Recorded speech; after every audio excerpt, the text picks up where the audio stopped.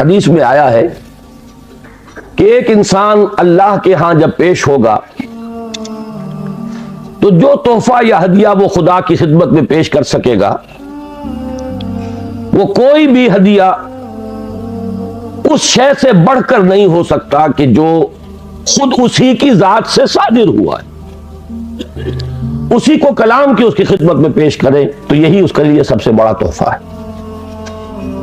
इसलिए आता भी है कि अल्लाह ताला मैदान हश्र में फरमाएगा जो कुरान मजीद के पढ़ने वाले, हकीकी मानी में पढ़ने वाले, उनसे कहा जाएगा कि तुम पढ़ते चले जाओ और तुम्हारा आखिरी मकाम, तुम्हारे दर्जात बुलंद होते चले जाएंगे। आखिरी आयत जो तुम पढ़ोगे उसी के मुताबिक तुम्हारा दर्जा बुलंद होगा।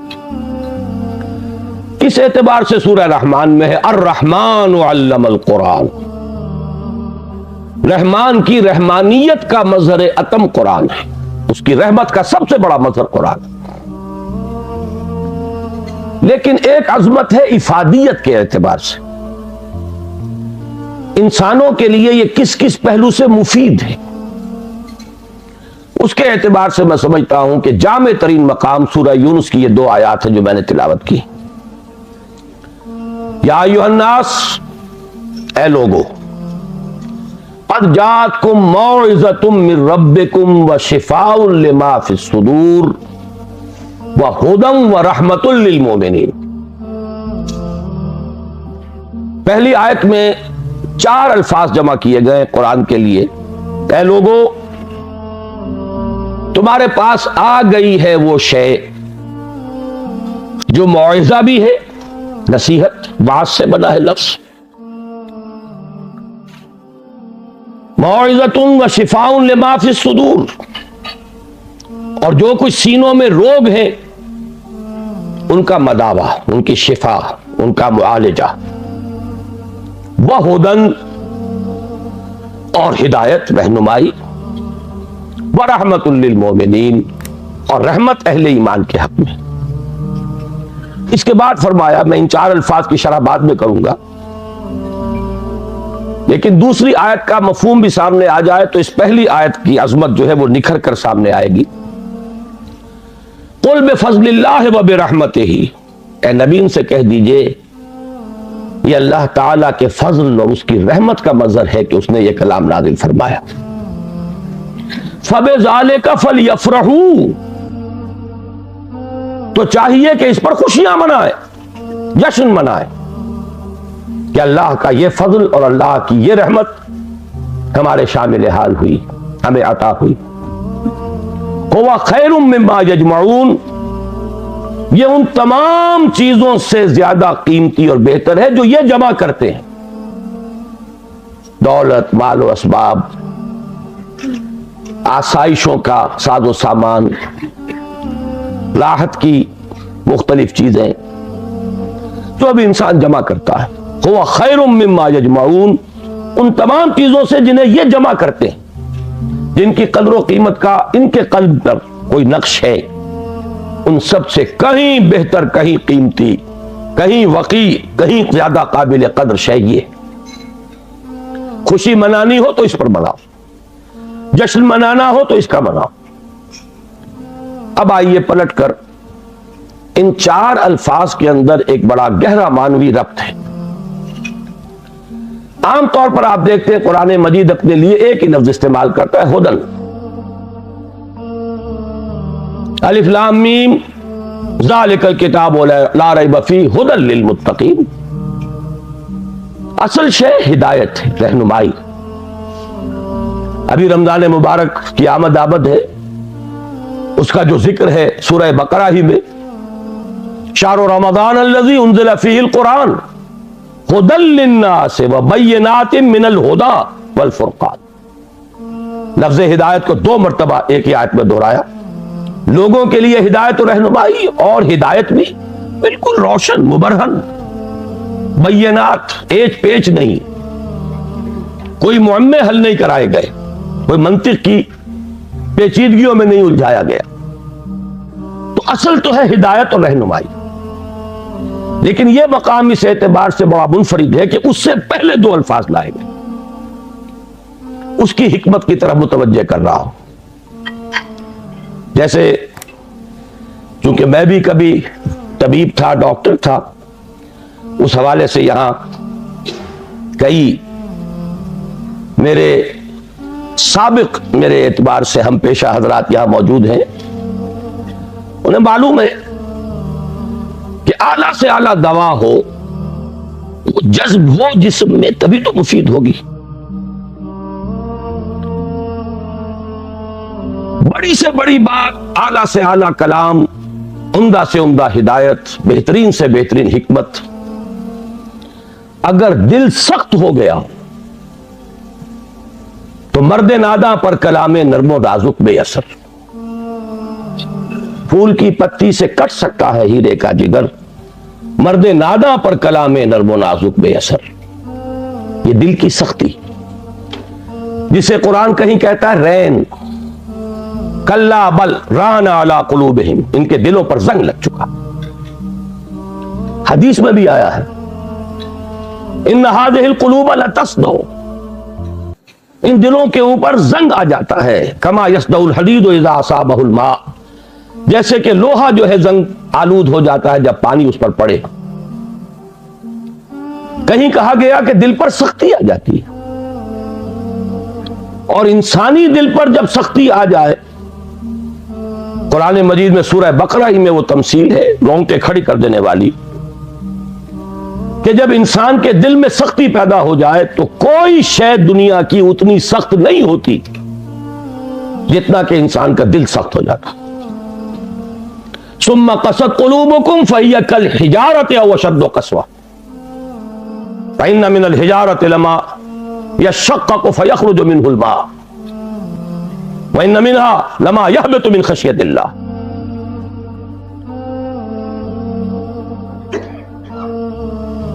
मुझे सही अल्फाज इस वक्त याद नहीं है, लेकिन यह कि तमसील ये है, बनी इसराइल से खिताब करके कहा जा रहा है, मजहबी लोग, कि तुम्हारे दिल उसके बाद सख्त हो गए, और ऐसे सख्त के पत्थरों से भी ज्यादा सख्त। पत्थरों में तो वो भी है जो शक हो जाते हैं, पानी निकल आता है, चश्मा फूट बहता है, उनमें वो भी है जो अल्लाह की खशियत से गिर पड़ते हैं। लेकिन इंसान के दिल पर अगर ये सख्ती आ जाए तो अब पहली जरूरत है दिल को नर्म करने की, और इस दिल को नर्म करने के लिए जरूरत है वाज की।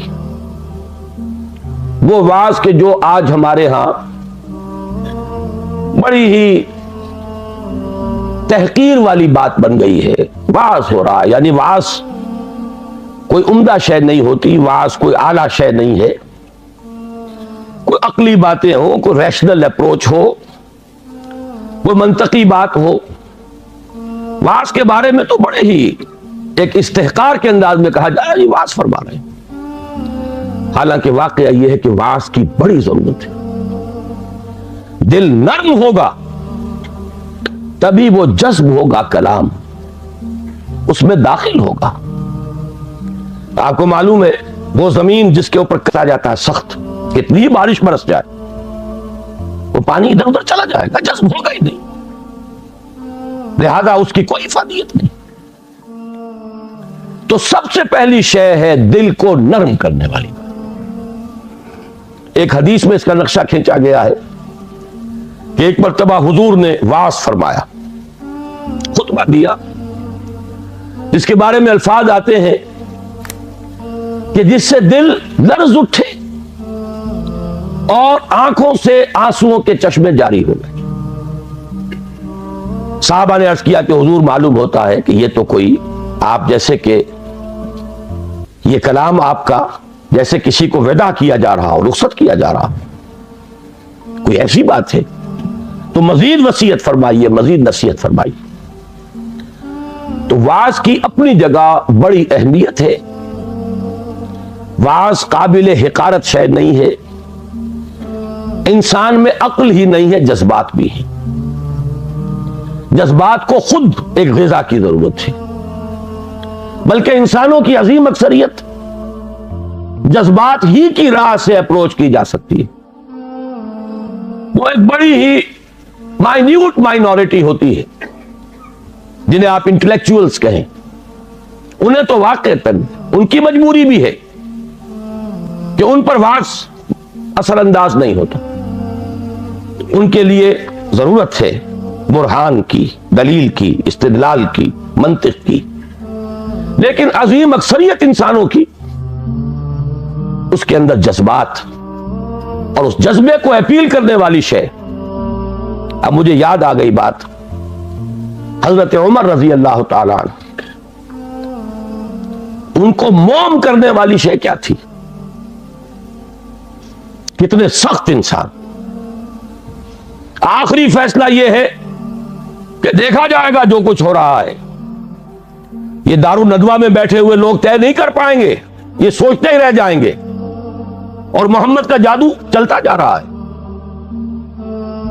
ये दर हकीकत चूंकि एक ट्राइबल माशरा था, उसका बैकग्राउंड समझ लीजिए। चूंकि हुजूर सल्लल्लाहु अलैहि वसल्लम का साथ दे रहे थे आपके चचा Abu Talib, and he was the head of the clan. Tribe तो था कुरैश, ये कबीला था, उसमें क्लैंस थे, जैसे वट्टुओं में माने के, लाले के, शामद के। अब ये छोटे छोटे घराने तकसीम होते चले जाते और हर इस खानदान का एक सरबराह है। अगर उसके किसी फर्द के खिलाफ इकदाम किया जाए तो पूरे खानदान को गोया कि चैलेंज किया गया। और अबू तालिब हुजूर का साथ छोड़ने को तैयार नहीं थे। लिहाजा कुरैश के रास्ते में सबसे बड़ी रुकावट यह थी कि हम अगर मोहम्मद के खिलाफ सल्लल्लाहु अलैहि वसल्लम को इकदाम करें तो इन फाइटिंग शुरू हो जाएगी कुरैश की। और इतनी अकल उन्हें भी थी कि a house divided amongst itself can not stand. पूरे अरब में जो उनका मकाम था, जो दबदबा था, जो उन्हें हैसियत हासिल थी, अगर आपस में लड़ पड़ेंगे तो खत्म हो जाए। यह चीज थी जो मसलहत के तहत रोक रही थी कुरैश को हुजूर के खिलाफ कोई फैसला कुल कदम वो उठा नहीं पा रहे। लेकिन हजरत उमर ने फैसला कर लिया कि कमवट में अब जो होगा देखा जाएगा, मैं अब एक दफा तो ये झगड़ा चुका के आऊंगा। तलवार लेके निकले।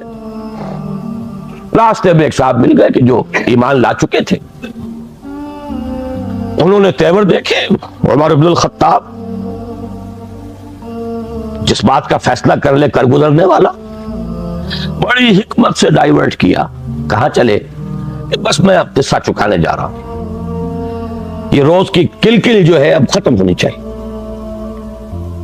उन्होंने जो तेवर देखे, फरमाया कि तुम्हारी तो अपनी बहन ही मान ले आई, तुम्हारे बहनों ही मान ले आए।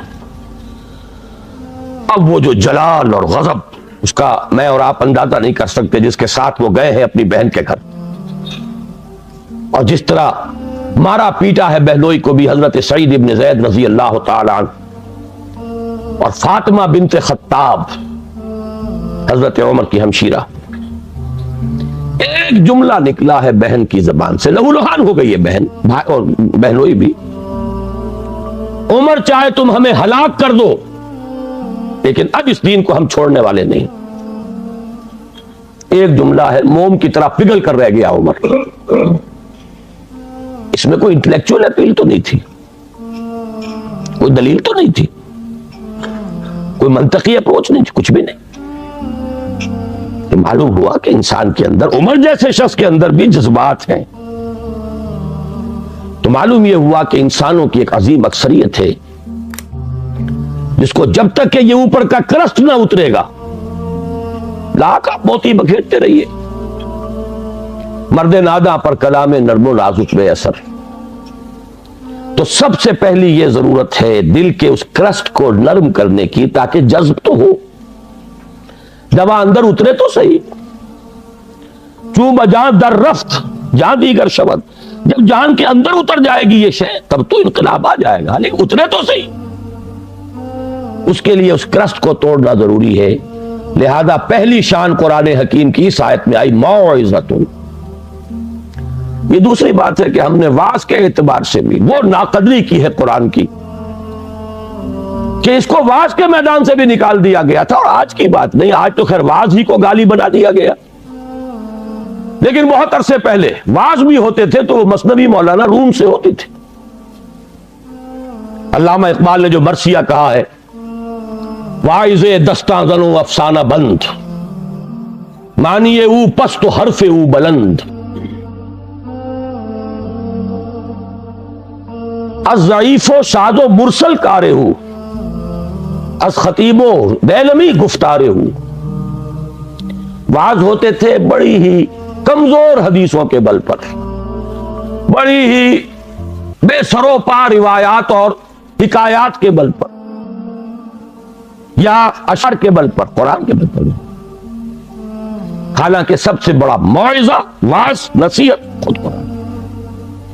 तो पहला लफ्ज ये है। अब आगे चलिए, शिफाउन लिमा फिस सुदूर, अंदर जज्ब होगा तो अब अंदर की जो बीमारियां हैं, जो रोग हैं, उनका इजाला होगा।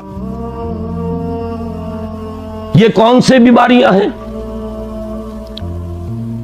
कहने को तो एक के अंदर हाथी के पांव में सबके पांव, हुब्बे दुनिया, ये सबसे बड़ा रोग है। इसका सबसे बड़ा मजहर हुब्बे माल, अल्हाकुमुत तकासुर हत्ता ज़ुरतुमुल मकाबिर। एक और मजहर हुब्बे जाह, इख्तिदार की हविस, मेरा डंका बज रहा हो, शोहरत की तलब। ये है वो तमाम रोग। इन रोगों का इलाज कुरान हकीम, शिफाउन लिमा फिस सुदूर। अच्छी तरह समझ लीजिए, ये रोग न निकलेंगे तो कुरान को भी इंसान कारोबार बनाएगा। इल्म रा बर्तन जनी मारे बोवत, वही इल्म है कि जो इंसान को सांप की तरह डसेगा। यारे बोवत नहीं होगा वो जब तक कि अंदर से ये रोग ना निकले हुए। इसको भी हुसूल दौलत का जरिया बनाएगा, इसको भी शोहरत के हुसूल का जरिया बनाएगा, इसे भी इख्तिदार सच नहीं, कुर्बे इख्तिदार का जरिया बनाएगा। करीब तो पहुंचे, बना है शाह का मुसाहिब, फिरे है इतराता, कहीं तो मौका मिले। इल्म और आला तरीन इल्म, फतवा फरोशी भी होगी, दीन फरोशी होगी, जब तक कि ये अंदर के रोग न निकले।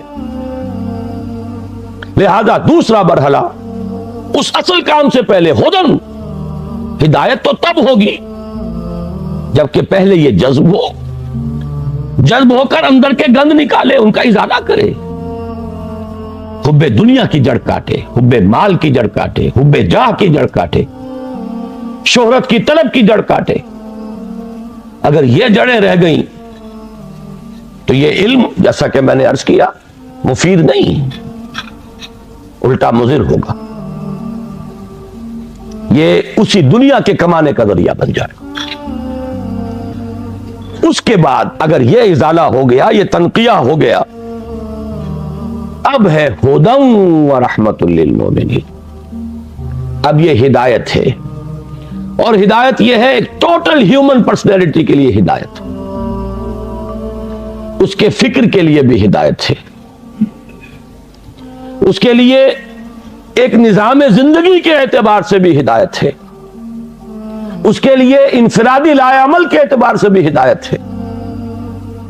मुकम्मल इंसान की हिदायत हर सतह पर, हर लेवल। अब यह हिदायत मुफीद होगी। यही वजह मैंने अर्ज किया था कि बाकी सब जगह आपको हिदायत का लफ्ज मिलता है, लेकिन यहां या अय्युहन्नास क़द जाअतकुम मौइज़तुम मिन रब्बिकुम व शिफ़ाउन लिमा फ़िस सुदूर व हुदन व रहमतुल लिल मोमिनीन। अब यह हिदायत मुफीद होगी, और यह हिदायत अब रहमत का जरिया बनेगी। दुनिया में हिदायत, आखिरत में रहमत। ये चार अल्फाज हैं जो यहां जमा किए गए, और इसके बाद फरमाया कुल बिफज़्लिल्लाहि व बिरहमतिही, ऐ नबी इनसे कह दीजिए ये अल्लाह के फजल, उसके करम, उसकी जूदो सखा, उसकी रहमत, सिर्फ रहमत नहीं, उसकी रहमानियत का मजहर अतम है। फबिज़ालिका फलयफ़रहू, फरह का लफ्ज आमतौर पर अच्छे सेंस में नहीं आया है। फरह ऐसी कैफियत को कहते हैं जबकि इंसान किसी शय पर खुशी से फूला ना समा रहा हो। ये फे से शुरू होने वाले अक्सर अल्फाज जो हैं वो फटने और फाड़ने के मफहूम में आते हैं। फर्क, फलक,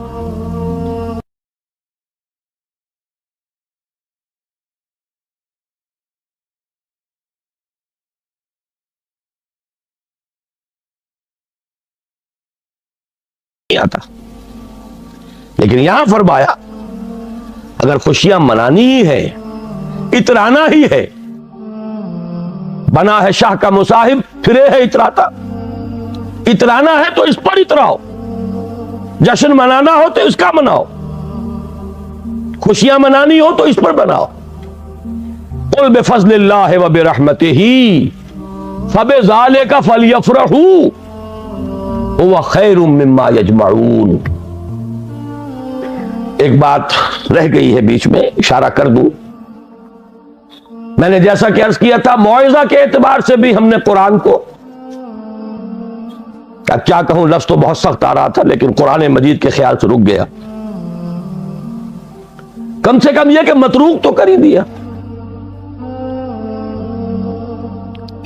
इससे आगे तज़किया नफ्स,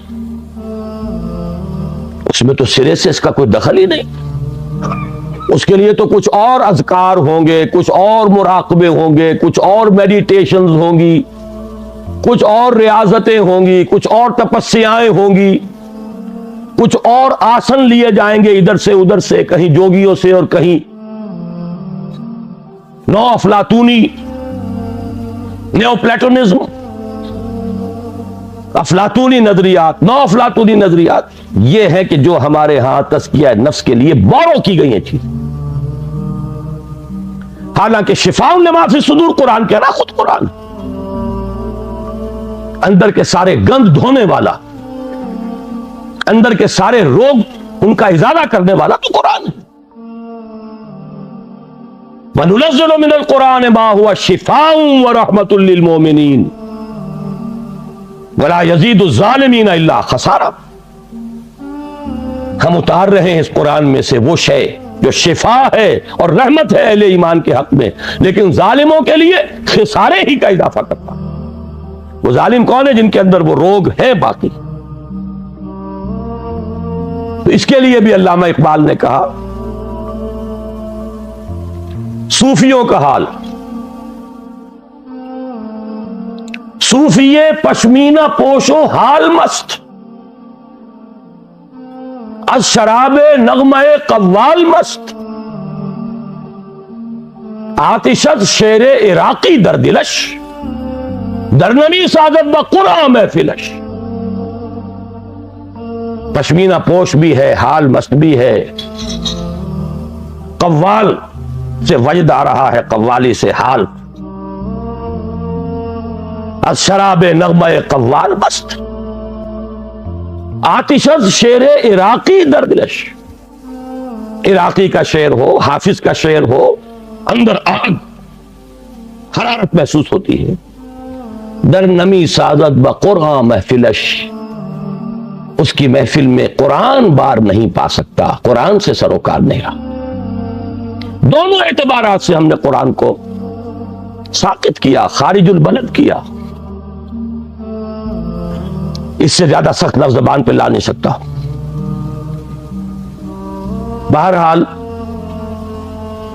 ये एक हदिया था जो मैंने आज आपके लिए तय किया कि पेश करूं।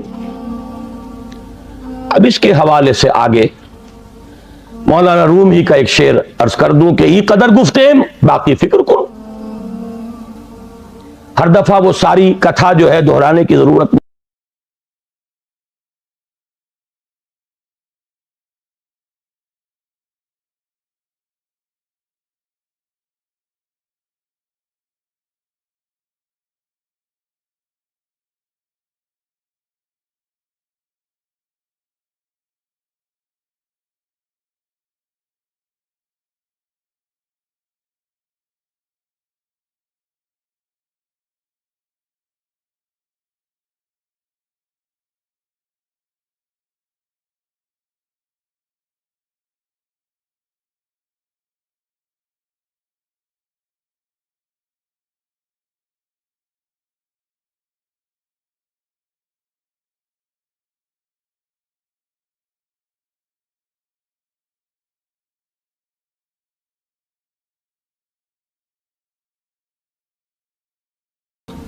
रुबा सदी लगाई है आपके शहर लाहौर में। सन 65 में मुंतकिल हुआ था, यहां 90 आ गया है। अब तो रुबा सदी में तो कोई कमी नहीं रही। और पहली जो 2 तकरीरें की थी मुसलमानों पर कुरान मजीद के हुकूक, सोचो सदर अयूब का दौर था, वो जश्न मनाया गया था, 1400 साला जश्न नुज़ूल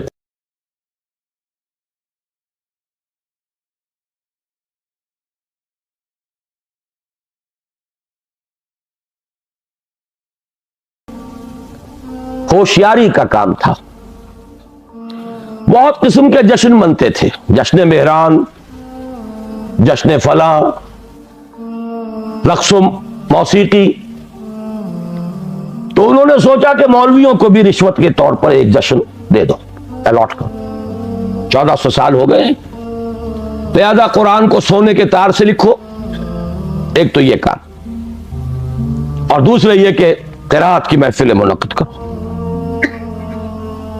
ये जश्न था। उसके हवाले से मैंने बात की थी कि होश में आओ, कुरान इसलिए नाजिल नहीं हुआ।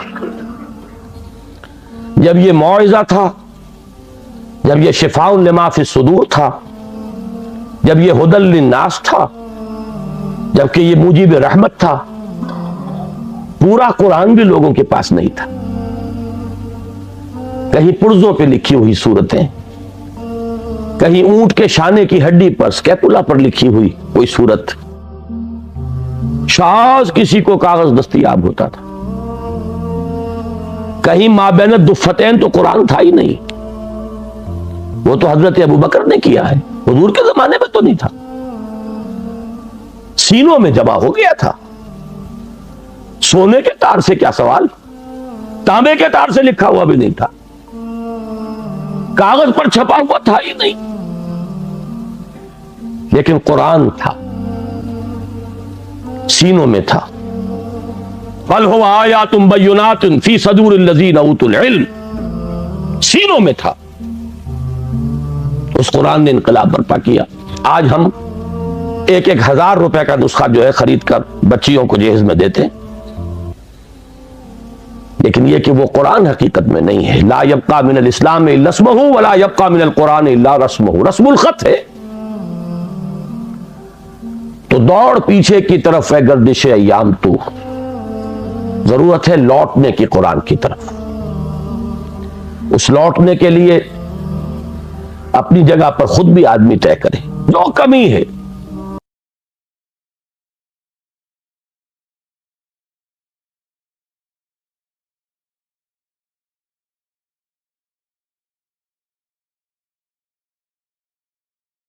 करता हूं कि हुजूर की बिस्मिल्लाह हुई थी 40 बरस की उम्र में,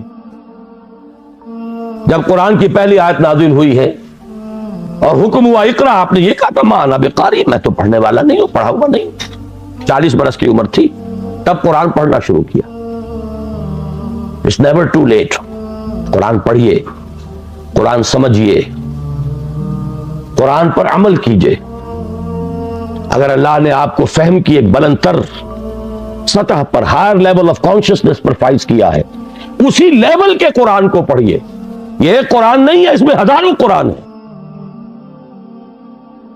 हर शऊर की सतह का एक कुरान इसमें अलहदा मौजूद है,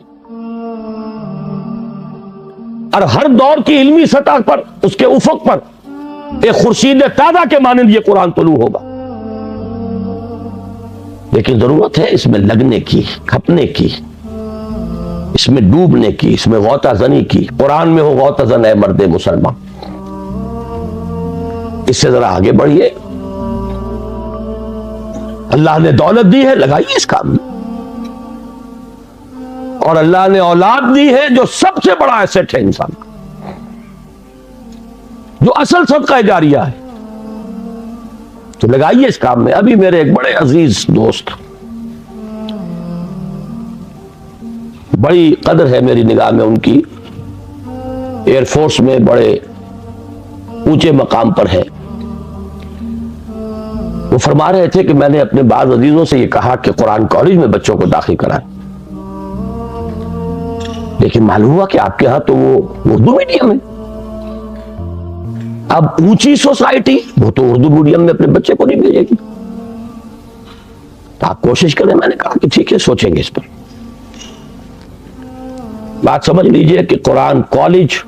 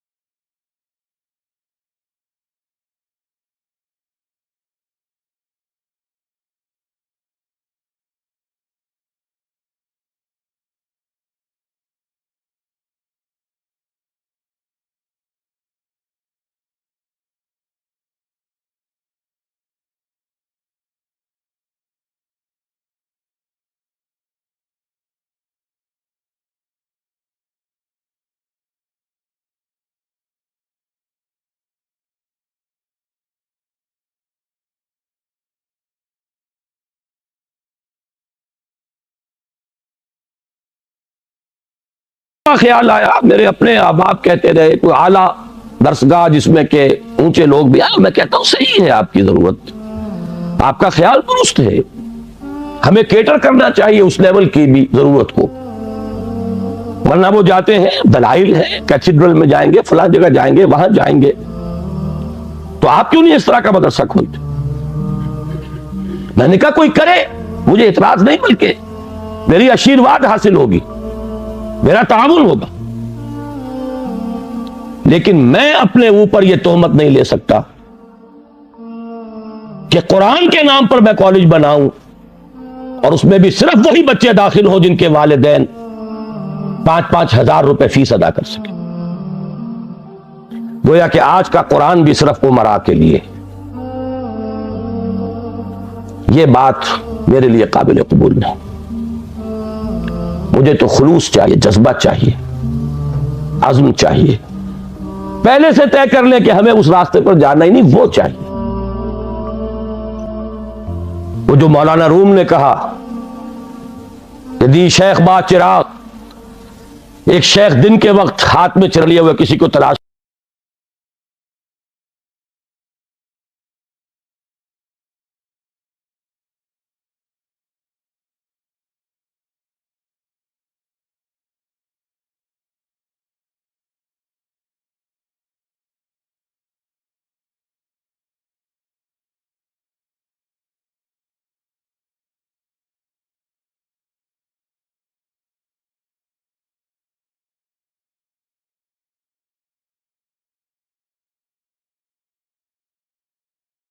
बंदरों और सूअरों की कमी ना मिलने वाली शे तो इंसान है। इंसान मारजूस, वो इंसान चाहिए। यही कश्फ इसी शहर में मौलाना अहमद अली को था रहमहुल्लाह। वो अपना जवानी का वाकया बताते हैं कि जब वो आए थे, अभी नजरबंद किए गए लाहौर में, शेरावाले के इलाके में, तो जवानी का दौर था। कहीं निकले, साथ ही कश्मीरी बाजार, गली होते निकल आए, भरा बाजार। के चुपके से कहता है इंसान से बेटा बताइए, इन दोनों का दौर इस्तेहजाइया अंदाज में कहा, आपको इंसान नजर नहीं आते भरे बाजार में? लेकिन नहीं, मुझे तो नजर नहीं आ। और मौलाना अहमद अली फरमाया करते थे कि अब जो मैंने खुद देखा तो मुझे महसूस हुआ कि वहां बंदर बैठा, वांगुर बैठा, वहां कोई भेड़िया है। जो हकीकत थी अंदरूनी वो मुनकशिफ हुई। ये लेकिन थोड़ी देर की बात थी, उसके बाद अचानक फिर वही कुछ था, और वो बुजुर्ग गायब थे। वो तो आंख खोलने के लिए आए थे। तो हमारे तो असल में तलब है उनकी। ये नहीं करेंगे तो एक बात मुझसे सुन लीजिए, आपके ये बंगले और आपके ये कारखाने भी नहीं रहेंगे। इस मुल्क के लिए कोई जड़ बुनियाद नहीं है सिवाय दीन के। वो हशर जो ढाका में हुआ है हर जगह हो सकता। और मैं सालों पहले से कह रहा हूं कराची में कि जब यहां सजा आएगी तो सबसे बढ़कर है कराची वालों तुम पर गिरफ्तार। इसलिए कि तुम में वो लोग हैं, यूपी के उन शरीफ घरानों के लोग जिनके यहां पर्दा उस नौइयत का होता था जो हफीज ने कभी कहा था कि चश्मे फलक ने आज तक देखी न थी उनकी झलक, जिनके अपने पूरे पूरे बुर्के, फिर टांगे पे सवारी के लिए एक चादर इधर एक चादर उधर, फिर टांगे में पीछे बैठ गए तो फिर चादर बंधी हुई है, और जब यहां आए हैं तो जिसके पास 2 पैसे हो गए पहला काम यह किया कि बुर्का उतार के फेंक दिया। ये तरक्की की गोया की पहली सीढ़ी थी, आजादी गोया कि इसी के लिए हासिल की गई थी। क्या हाल है उसका?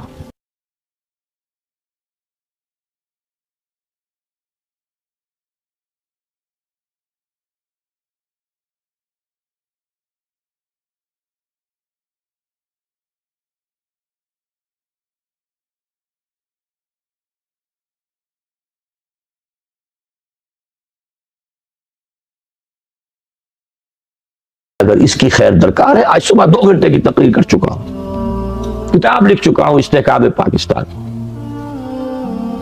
लेकिन यह कि कौन पढ़ेगा? उसकी क्या यूटिलिटी है? सारा व्यू यूटिलिटेरियन है।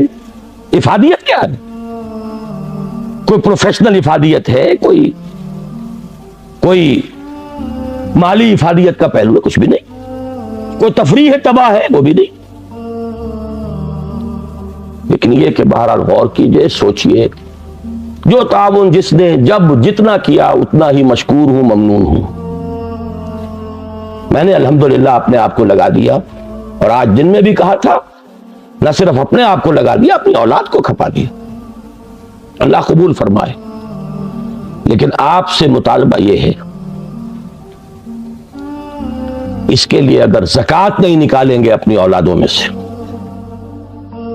शायद कि अब भी अल्लाह ताला अगर इस तरफ कोई पेशकदमी हो जाए तो शायद कि अल्लाह ताला हमारी तौबा कबूल फरमा ले। वरना हालात, जहां बैठेंगे 4 आदमी, माशरे का मर्सिया, जितना चाहे मर्सिया पढ़वा ले, सारा मर्सिया पढ़कर वही कुछ है। अगली सुबह तलू होगी, वही रूटीन होगा, वही मशागिल होंगे, सरे मुंह कोई फर्क। हम उस तबके में से है। मैंने कभी, आज याद आ रहा था मुझे, 20 साल पहले इसी होटल में, पूरे 20 साल, 1970 का नवंबर था गालिबन,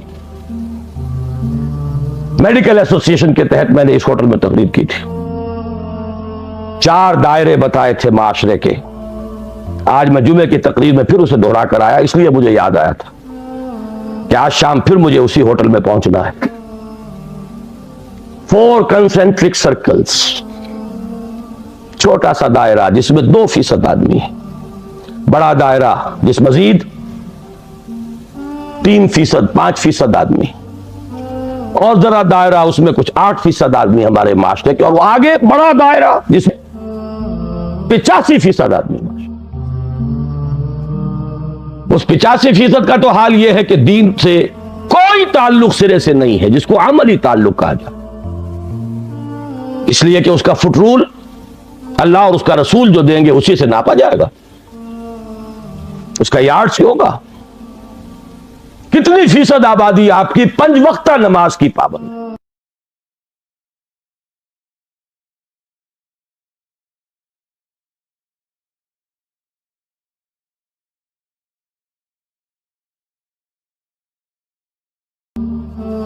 यह शायद एक एतबार से बदतरीन दायरा है।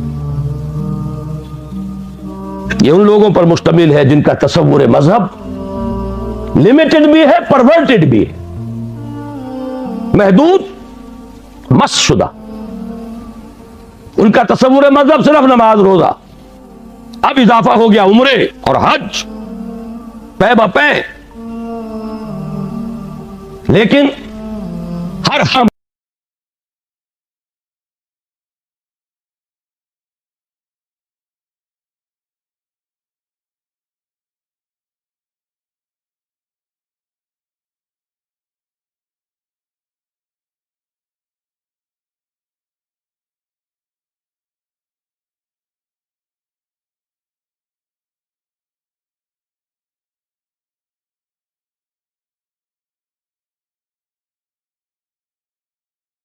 की हो। ज़हनन वुसअत हासिल है, जानते हैं कि हमारा दीन दीन है, मजहब नहीं है। जानते हैं इस्लाम अपना गलबा चाहता है, चाहते हैं कि वो आ जाए लौट कर वही आलम, वही इस्लाम के गलबे का दौर, खिलाफत राशिदा, लेकिन खुद कुछ करने को तैयार, कोई और कर दे। ड्राइंग रूमों में बैठकर बरसे ले। हमने भी अभी खाया ही है, मैंने भी आपके साथ ही खाया, उसका कुछ रंज और गम का इजहार हो जाए, खुद कुछ नहीं करे। अपना धंधा, अपना कारोबार, अपना कारखाना, अपना पेशा, सारी तवानाई, सारी ताकत, सारी कुव्वत कार उसके लिए रिजर्व है। आगे रह जाए दो मुझ जैसे कुछ सरफिरे, उनका हाल यह है कि आपस के इख्तिलाफात की वजह से गैर मुअस्सिर। यह है हमारे माशरे की हालत। तो क्या होगा, क्या हो रहा है? मैंने आज कही बात, जो हजरात नहीं थे वो सुन ले। हमारी गिरावट का यह आलम है। एक मैंने वोटिंग ऑफ लंडन के एडिटर का तस्करा किया कि हमारी जब 40वीं सालगिरह थी यौम आजादी की, 41वां यौम इस्तिकलाल में थे, एडिटोरियल टाइम्स ऑफ लंदन के एडिटर ने, जो अब है, उसने कहा कि मुझसे पहले जो साहब 40 बरस पहले इस कुर्सी पर बैठे थे, 14 अगस्त 1947 को उन्होंने यह इदारिया लिखा था कि आज जो दो मुल्क दुनिया के नक्शे पर आए, उनमें से एक का